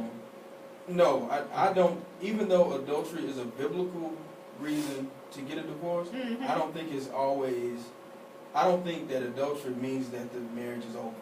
Even in the Bible, it was a whole lot of adultery going on. I mean, you know, they had multiple wives in the Bible. I be confused sometimes. You know, I like to read the Bible. I be like, man, there's so much sin going on in this Bible. I don't know. Yeah, they married to all kind of people. It was socially acceptable at that time for men to have multiple wives. It was socially acceptable. It was never God's original design, but it was socially acceptable. So God, you know, overlooked it. He didn't punish them for having multiple wives. He never punished them for having multiple wives. And so it was socially acceptable, but it was not his original design or his, you know, his original expectation for a man and a woman. His expectation was always one man, one woman. Right. But he saw that the lust of men was so great that he allowed them to have multiple wives without You know, I got a whole lot of questions about that. So they can have multiple wives, but it's not considered adultery. It's adultery. When you look at the definition of adultery, adultery is really at its core when you sleep with somebody else's wife. Mm-hmm. That's what adultery at its core really is. Then it goes on to carry with it the idea of anytime you have sex outside of marriage. But if you are married to multiple people, then that's not technically adultery because you're having sex inside of the marriage covenant. So why would that not be? Let's go back to Genesis. Adam, he made Eve for Adam. He didn't make Eve and LaQuisha and Shantae and Becky. He didn't make all of them for Adam. He made Eve. He made one. So why now, later on in the Bible, does he say, just because your lust is what it is, I'm going to allow you to have multiple women, multiple wives? Why would God have to say, you can do this just because I know how lustful men are? Was it the same way with women? No. I know it wasn't. No, it's always been a double standard for women. Even in the Bible, right? Even in the Bible, you know, even in today's terms, you know, we have a different word for women who have a lot of sexual partners than we do for men that have a lot of sexual partners. You know, right? And society looks at them differently. And is it fair? Is it right? No, probably not. But it is what it is. Man, I'm trying to tell you. We can talk about this one all day. Because and then with everything that happens in the world, and you see this happening, and men think and I have to say, men, and think it's acceptable that when you're mad, I can go do this and I can go do that. And when we women in church, and we standing and we in the church and we trying to grow our family, because it's a lot of times it's backwards. It's the women in church and the husbands at home and doing the different things that they want to do. But when he said, well, did you read the Bible? Because in the Bible, they have multiple women. Mm-hmm. And you going to the church that's teaching the Bible, so why you mad at me? Well, however, even though God allowed them to have multiple women, it was still not in his original design for that to be the case. And even Jesus responds to that when he says, you know, Moses let you have all these multiple wives. He said, but that was never God's original design. Right. So even though God gave them a pass on it, but he did not put his stamp of approval on them having multiple wives. And I've had this debate before. It was really educational to me and informative to me because I began to study all these different cultures that still had multiple wives and really started to understand what the Bible really said about polygamy. And then that's when I figured out, man, nobody was ever punished for this. You know, you never hear them being swallowed up in the earth because they had multiple wives. And then that's when I realized that God understood that, you know, some men have an unquenchable lust and a desire for variety, which he gave them a pass for that. But it was not his original design. So if a man is so into variety that he cannot be pleased by one woman, then he does not need to drag a woman into a marriage covenant if he knows he can't live up to the covenant that he's about to make. Question. If you know you're not right, and you know you're not ready to be with one because you're so lustful, stop trying to marry this person and tie them down to just you and then be mad when they do what you're doing. That's what I hear you say. What you think? I mean, yeah, I do agree. I just think that, like I said before, I just think that cheating is just so the norm nowadays that people doesn't shy away from it, you know. And I think also that for us, like a woman, like if you're going to be with a man, I think you also need to have those conversations and weed that stuff out. Know what you're getting yourself into. Also with the women in church, before you, like if I, you know, single, I will make sure that the person that I am like going to start dating, make sure that he is in church. You know, hold him accountable. Hey, we need to go to church together, and this is going to be a part of our lives. If he doesn't have an accountability with God and other men, right, the chances of him being able to be faithful are very, very slim. right, Because the only thing that's going to make him stop when he's in that situation where Satan has brought him something that's got the look he likes, that's talking about the things he likes, the only thing that's going to make him say stop is that he doesn't want to break God's heart and sin against God. You remember Joseph? Right. Joseph was being approached by Potiphar's wife. And the only thing that made Joseph stop and not have sex with Potiphar's wife was his relationship with God. And so if a man doesn't have a relationship with God, then you're setting yourself up for some major heartbreak. What if he do? What if he's a pastor, can preach a house down, have people slayed in the spirit? Yeah. He got that relationship with God, but he's still But sleeping do with you every know, lady in the pool, just because he's preaching, Right. he's preaching with power, do you know that he really has a relationship with God? That's number one. Secondly, nobody's perfect. Nobody is perfect. Everybody's going to have their faults and their failures. So I can't say what was going through that man's mind when he made that mistake. What he went through. Yeah, and I don't know what's going on in his home life. He could be in a relationship where they are not sexually active. And there are some marriages where people are married and sleep next to each other every night, and they are not sexually active. With their backs turned. And so if the well is dry, and somebody's saying, I got some water, he gotta go drink. You know, if your man is hungry and he goes to the refrigerator, there's no food in the refrigerator, he goes to the cabinet, there's no food in the cabinet, he's not going to say, I love you so much, I'm going to sit here and starve to death. Come on now. That's just not the reality. Well, go ahead, you going to say, but what? Come on, Porche. I guess my question, I mean, is sex really should be that important? From a man perspective, yeah, but for a woman, maybe not. You know? Yeah, and you know the difference though? The man to go to work and he come home and chill, but even though we work full time, we still gotta come home, pick up the kids, make sure the house clean, wash the clothes, cook the dinner, wash the dishes. So maybe that woman just tired. And you are absolutely right. So I mean, I'm gonna need him to get his job done and make her untired. Wash a dish, change a diaper. This is what I say that we do in my house. Okay? Now, this may not work for everybody. Okay. But this is what we do in my house. I noticed that. I said, you know what? My wife is going to work just like me.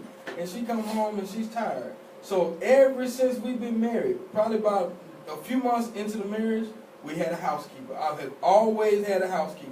I tell people all the time, I could drive a Mercedes if I wanted to, but I'm not going to drive a Mercedes because I need money to pay my housekeeper. Hey, come on I'd rather have a housekeeper and my wife not be tired and not be able to use that as an excuse. Maybe I need a housekeeper. So, and then I do all the grocery shopping. I do most of the cooking because I don't want my wife to have any excuse to say I'm too tired to tend to your needs. See, that's so now, what I'm saying. The man can walk around and act like, well, you supposed to take care of how, blah, blah, but it's a give and take. It's a give and take. So what do you say to that man that is in this situation where the wife work equally and things like that, and she does come home and she does have to do those things, and then he still has an expectation of that? What He as a woman? change his expectation. No, but what as a woman? What do you say to your how do you get him to understand that? Come on, man, that's not cool. It's all based on communication. And see, this is what happens. What happens is she comes home, she's tired. He approaches her to have sex, and she says no. But she doesn't give him any explanation. So now he feels defeated. And like that's the worst thing you can tell a man. If you reject a man from sex, rejection. That rejection, it eats at his ego and who he is. what he thinks about the relationship. But she doesn't give him any explanation. She never says, hey, I'm too tired because I just got to doing all this. But if you would take up some of the slack and help me here and here and here, then I guarantee you it's on. And I tell you, if you had that conversation with your man, I bet them dishes will be washed, his clothes will be folded, because it is that important for him. Right.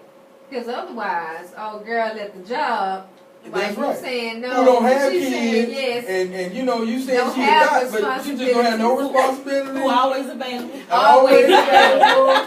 Always available. Come on, let's do lunch. Exactly. Yeah, all right now. And he's spending more time with her every day at work than he is at home with his wife. Because Right, he works, right. you know, he works more hours than when he's at home, he said. So is it okay for a woman to say, until I get this, I'm not giving that? No, a woman should never withhold her body because that's scripture. The scripture says you don't Yeah. withhold yourself When from you're this married, ladies. Yeah, when you're when married. you're married. When yeah. you're married, yeah. So she should never use it as a bargaining tool. But I would open up the lines of communication and say, you know, the quantity could be more and the quality could be better if I had help in these areas. But if a man was raised in a home where he didn't see his father do any of those things, then it may be a process for him to learn that it is okay for a man to step up and do those things. That's good. Because, I mean, I don't think men hear this, what you're Enough. They saying. don't. We're going to have Every to day. share this on every Right. man messenger. And some men probably feel like, well, I'm entitled to it. I don't understand why I do have to do extra to get what's supposed to be given to me if Right. you're my wife. Right. And I think a lot of men don't have that discussion that, hey, yeah, I hear you, but that's also some things that you need to make sure that your wife is okay. You have to make sure that your wife is okay too before you decide that you feel like you're entitled to it. Take So- care of your household. Take care of your house. So I got a question. Mhm. What do you say to those who say, I like being single, I don't ever want to be married? Good for them. Who's never been married? Good for them. Good for them. Yep. But do you really think that people truly don't want to be married, or are they just saying that because of what they've seen growing up? They've seen marriages break up. They've seen people that's in relationships cheating on each other. They got friends that say, girl, let him know I was with you last night. Regardless of how they got there, that's the mind frame that they have.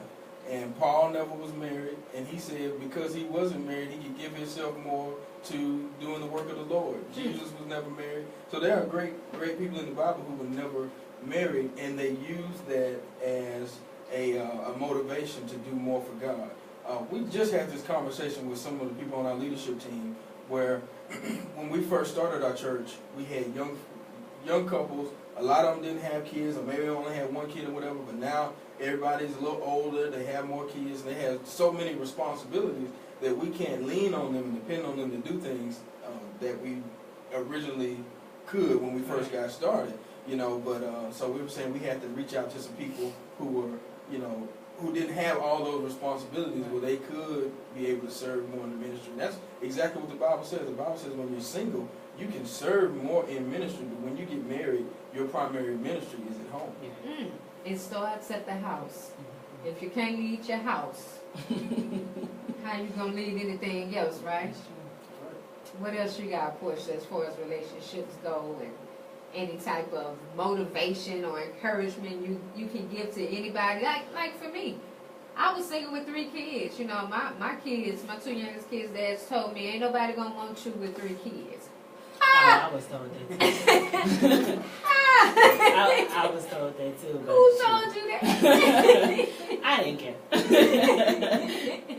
So I'm just saying, for those that are out there and that single parents, you know, and for all that don't know, Porche was actually on one of the panels with me when we was talking about being single parents, and it was actually called Who the Hell Asked to Be a Single Parent. And it was really good, but the majority was nothing but ladies on the panel. We talked about that, you know, and one thing that I said is we knew we was going to be single parents. Some of us knew we was going to be single parents before we was actually single parents, because they was already deadbeat dads and not doing for their kids. But we decided that, okay, I'm going to be that person that's going to change them and they're going to do right. And then we sitting on the panel talking about how hard it is. So what kind of encouragement can you get to those ladies? And I'm going to let you talk to the men, Pastor, as far as I'm single right now and I have kids, and I don't know if anybody, you know, every time I say I got children, people don't want to, they kind of shy away from me and go the other way. Or even those that's married right now, they married to a man that came into a relationship with me and I had kids and he don't. What type of encouragement can you give them? What advice can you give them?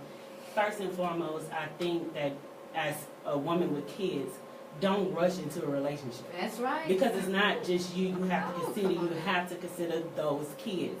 And when you meet a man, don't bring the man around your kids 2 weeks after you met him. Tell the truth. Tell You the have truth. to know him, Do a background check. right, One of my understand, issues. meet his family. Know where he come from, know what type of household he runs or what type of household he's came from. What his relationship What's his- is with his mama. Right, his sister. Right. You have to get to know those things. My husband would tell you, when I first met him, he couldn't even get me on the phone. I'm busy, I'm going to school, I got kids, I don't got time. I ain't got Because time I just for it. got out of a bad relationship. And I'm not going through another. That's right. So if that's you're going it. to come correct, you need to You come need correct. to come correct. I need 100. I hear you. I need everything because I learned, and I learned what I didn't want and what I didn't need and what my kids need. Come on now. And so it took me about 8 months to actually say, okay, now we can start dating. And it took us 2 years after that to actually get married. So I tell ladies, take your time. It's not a rush. Mm-hmm. You know, It's men not a is rush. going to be Right. there today, tomorrow, next year. Take your time. And not only that, know what you want. Okay? And know what you can handle. Everybody got problems. It's not, That's the it. problem is whether you can handle that problem. Mm. Okay? Because we all have flaws. You know, and you have to know your spouse. I know my husband's flaws, but can I deal with it? And if I can't deal with it, being by myself and he haven't met my kids, I sure can't deal with when he meet my kids. Right. I actually went to a single ministry before at High Dimension with Pastor J, and it was actually called How to Stay Holy When You're Horny. Yeah. Craziest thing ever. Yeah. But That's a there's deep one topic. question that he asked. He say, the person that you want to marry, can you be okay with being with that person the rest of their life if they never change? If they stay exactly who Yes. they are, Yes. can you stay with that person? And that's a question people really have to ask themselves. That's right. You really have to ask yourselves that. Normally, that's the first question I ask when I'm counseling a couple. So can you remain together if nothing ever changes? And a lot of times they say no, and so I have to tell them that the reality is that this person may not ever change, and even if they do, they may only change for a minute. But if what you're trying to change is something that's core to their personality, it's not going to change. Right, And so right. basically, when you're picking a spouse, you have to pick your battles and say, what are the flaws I can deal with? We got That's right. we got about 4 more minutes, and Xavier on Facebook says, asks the question, how many problems should you deal with? Dealing is okay, but how many cards should be dealt before you fold or hold? Good question, Mr. Xavier. Xavier is over our social media at Promise Church. We thank him and we love him so much. Does an excellent job. But Mr. Xavier, that's a question that each individual has to ask for themselves. But having the knowledge and the forethought to know that everybody's going to come with some kind of baggage. Right. That is a jump start in having a good relationship, because then you can say, well, what baggage do I want to deal with? And so if a person has too many Right. flaws or some things that you just can't accept, then you just can't be in a relationship with that person. And then also you got to think of, am I really too picky? Mm. Are my expectations really unreasonable? Right. The person you're dating, the person you want to marry, they probably gonna tell a few fibs In the beginning. in the beginning. You gonna find out some stuff. That brought me to But my you told me. Right. How long do you think it takes to get to know somebody?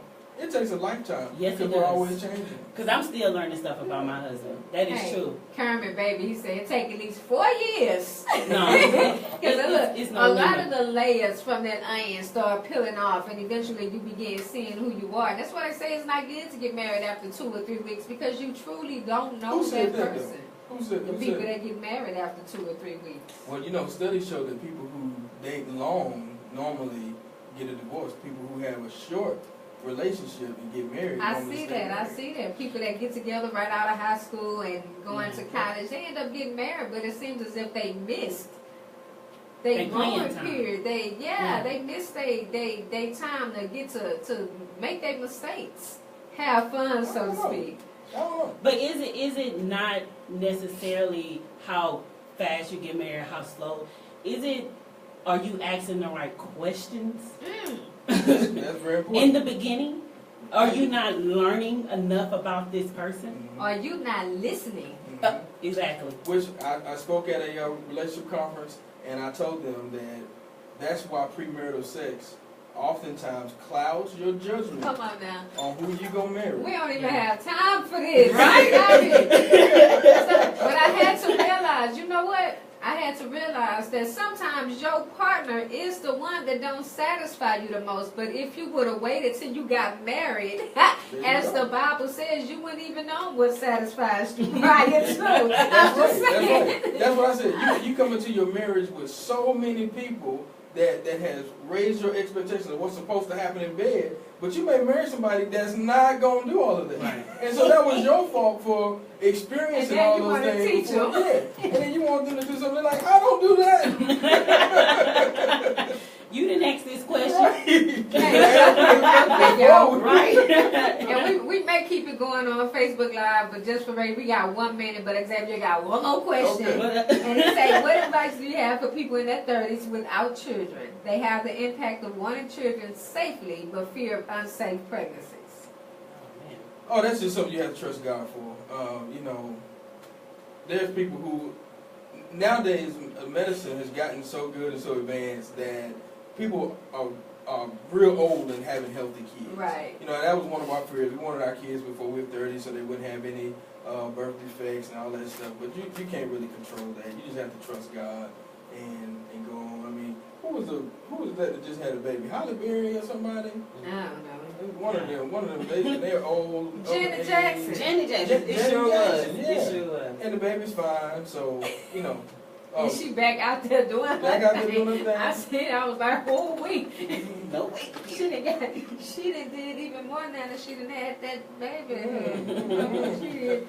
Hey, y'all listening on 953 Jams. It's 9 o'clock already. Unfortunately, you've been listening live with Miss Lady K of Divine Connections here at 953 Jams. I'm here every Sunday morning from 7 a.m. to 9 a.m. And guess what? I'm even here on Saturdays. Every second and fourth Saturday, I'm giving you 90s R&B and hip-hop. And actually, this Saturday on the 14th, I have Cedric Williams. He'll be in the building on this Saturday talking about his business ventures that he has going on. I need you to make sure you're locked in on Saturdays. I'm here from 8 to 10. Next Sunday, I have Pastor Maria Greer and Prophet in the building. So make sure you are locked in with Miss Lady K of Divine Connections. I just want to say thank you so much before I go off air to Pastor Smedley. Again, he's a pastor at the Promise Church at 12033 Highway 6 in Fresno, Texas, 77545. And if you enjoyed this and you're in the Houston area, Fresno, Mo City, Sugar Land, Pearland, wherever you at, make your way to the church. You have time. We got an hour and 30 minutes before we have to be there. Service starts at 10:30.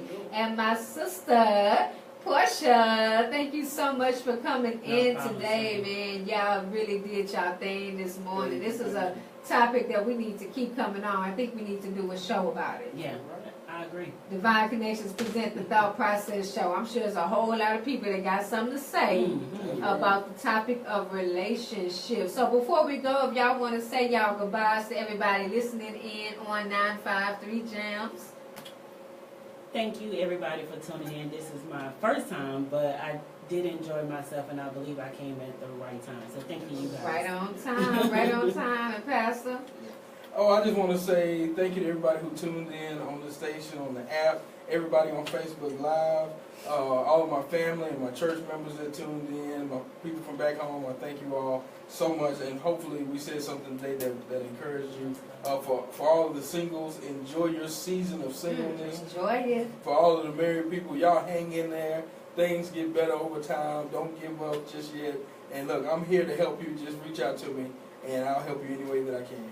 And if you want to talk to either one of these people, I mean, we got experience. Y'all already know me. I'm Keisha and Lee. Always follow me. Porche on Facebook, Porche Malveaux. Spell your last name for him, Porche. Malveaux. And Pastor is on there as Maceo. Maceo, Maceo Smedley. Make sure you go follow both of them. And this was an awesome conversation. Again, I want to thank all my listeners here at 953 Jams for logging in this morning. I'm 3 minutes over my time. But I do always have to say, for your live interview, I'm calling all ministers, anybody in the ministry, anybody working for God that wants that live interview on the radio station, reach out to me. You can email me at divineconnections2017@gmail.com. Again, it was a pleasure. If you're on your way to church, wherever you're on your way to, I pray for traveling grace. And before I get off the air, as I always say, change your thought process. You will definitely change your life. Y'all have a blessed day.